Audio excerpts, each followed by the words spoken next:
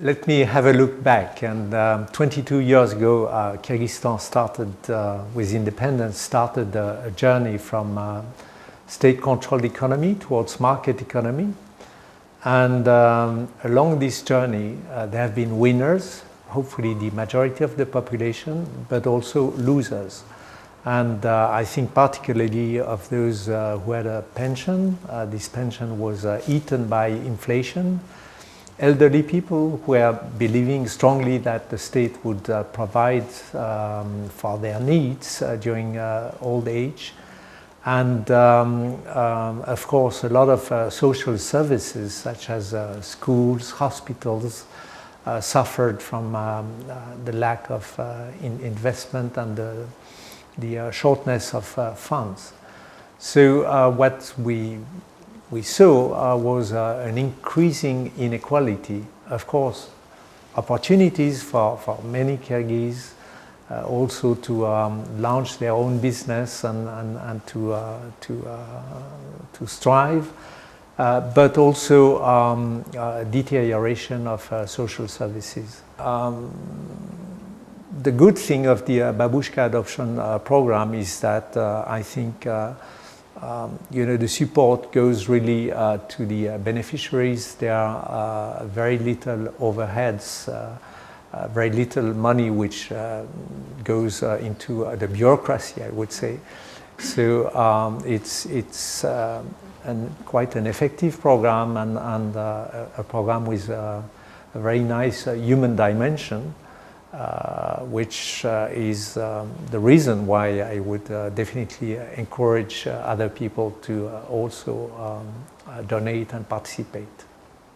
Well, I think this project is typically targeting people who were left out of the development of the past 20 years in Kyrgyzstan, and definitely those who had been working all their lives and contributing to the social fund with the strong belief that the state would cater for their need during their old days have been suffering a lot from inflation and also the reduced capacity of the state to spend on social expenses.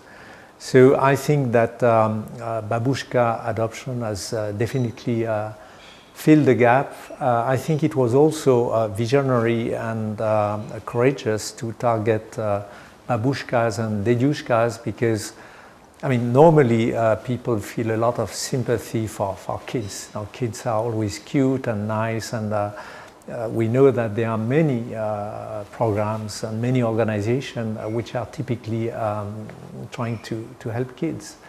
Elderly people are very often left out. And what I think is important in this program is that not only financial support is brought to these elderly people, but there is also an emphasis on their insertion in the society. It's not because a person is old that that person is useless, quite on the contrary. And they have free time, they have a long experience, and I think that what Babushka adoption is doing also to help elderly people to get together, not to be isolated, and to continue playing a role in the local society is extremely positive. Well, I think that choosing individual is a horrible choice, because why would you take one and leave the other out? So it's not a choice that I wanted to do myself. I said to Babushka adoption that I was ready to support 10 of their beneficiaries, but that I would leave it to them to select those who would be in need. Well, of course, I wish them happy days and without economic concerns.